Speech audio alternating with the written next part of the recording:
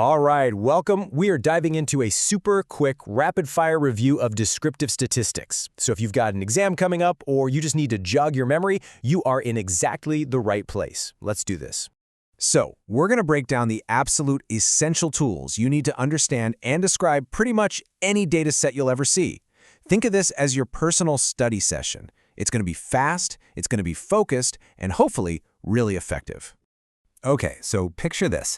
You're looking at something like this, just a list of numbers. In this case, it's the wing lengths of butterflies. But honestly, on its own, it's kind of just a meaningless jumble, right? The big question is, how do we turn this raw data into something we can actually understand and use? Well, that's where descriptive statistics comes in. Think of it as your data detective's toolkit. It's a bunch of really powerful, but actually pretty straightforward methods we use to summarize everything, make sense of the chaos, and, find the story that's hiding in the numbers. First up in our toolkit, we've got the measures of central tendency. This is all about answering one simple question. What does a typical or central value in our data set actually look like? Let's meet the big three. First up, the mean. This is the one you almost certainly know as the average. It's really the workhorse of finding the center, and it gives us one single number that kind of represents the balancing point of all our data. Now, don't let this formula scare you. It's actually super simple. That big E-looking symbol, that's sigma, and it just means sum it all up. So you add up all your individual values, that's the x, and then you just divide by n, which is your sample size, or how many numbers you have. So let's put it into action with our butterfly wings. We add up the lengths of all 24 wings, and we get 95 centimeters. Then we divide that by our sample size, 24, and boom, we get a mean wing length of 3.96 centimeters. A really simple way to find that typical value. All right, next up is the median. Now, the crucial thing to remember here is that the median is the true middle value after you've put all your data in order. And its superpower, it is not affected by extremely high or low values, what we call outliers. If you're measuring income and you throw a billionaire into your group, the mean is going to get yanked way up.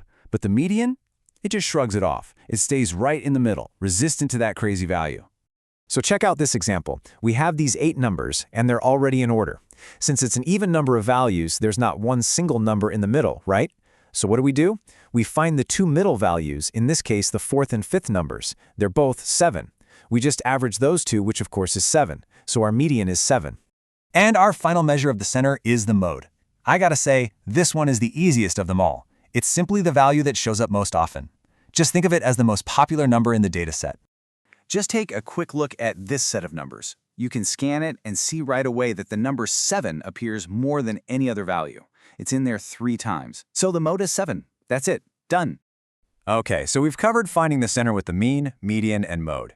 But that's really only half the story. Just knowing this center can be totally misleading. Imagine 2 towns where the average daily temperature is 15 degrees Celsius. In one town, it's always pretty pleasant, between 12 and 18 degrees. In the other, it swings wildly from 0 to 30. They have the exact same average, but they tell completely different stories. That's why we have to measure the spread. And the simplest way to get a handle on the spread is the range. It just gives you a quick snapshot of the total territory your data covers, from the absolute bottom to the absolute top. And the formula? Seriously, it couldn't be any easier. You just find the biggest number in your set and subtract the smallest number. That's it. It's a little basic, sure, but it's a fantastic starting point. For instance, if we're looking at a sample of systolic blood pressures, and the highest reading we have is 160 and the lowest is 90, we just do the math. 160 minus 90 gives us a range of 70. All right, now for the main event in measuring spread, the standard deviation. This is, without a doubt, the most important and informative way to measure how your data is distributed. It tells us the typical distance of any given data point from the mean. So here's the deal. A standard deviation is a standard or typical amount of deviation from the average. To get it, we first have to calculate something called the variance. The tricky thing with variance is that its units are squared, like centimeters squared, which is kind of weird to think about. So to fix that, we just take its square root to get back to our normal units, and that number is our standard deviation. Whoa, okay, this formula looks like a beast, but let's just walk through it. That top part is for the variance. For each data point, you subtract the mean to see how far off it is. Then you square that difference. That just makes all the values positive. You add up all those squared differences and then divide to get a sort of average. Then, to get the standard deviation, you just take the square root of that whole thing. That's it. Now, you're probably looking at that and thinking, hey, wait a minute, why are we dividing by n-1 instead of just n? It's a fantastic question. It's a little statistical tweak we use when we're working with a sample of data, not the whole population. It just helps make our calculation a more accurate estimate of the true standard deviation for everybody. So what does this number actually tell us? Well, a small standard deviation is awesome if you want consistency. It means all your data points are huddled together, real close to the mean. It creates a tall, skinny distribution curve, just like this one. On the other hand, if you get a large standard deviation, that means your data is all over the place. The values are, on average, much farther away from the mean, and this creates a distribution that's much flatter and wider. There's just a lot more variability going on. All right, let's bring it all home with a final review. We've just put together a complete toolkit for describing any set of data. And remember, these tools don't just work on their own. They work together to paint a really complete picture. So here it is, your Data Detectives Toolkit, all ready for your exam. The mean, that's your average. The median, that's your middle value. The mode, the most frequent. The range, the total spread. And the standard deviation, the typical spread around the mean.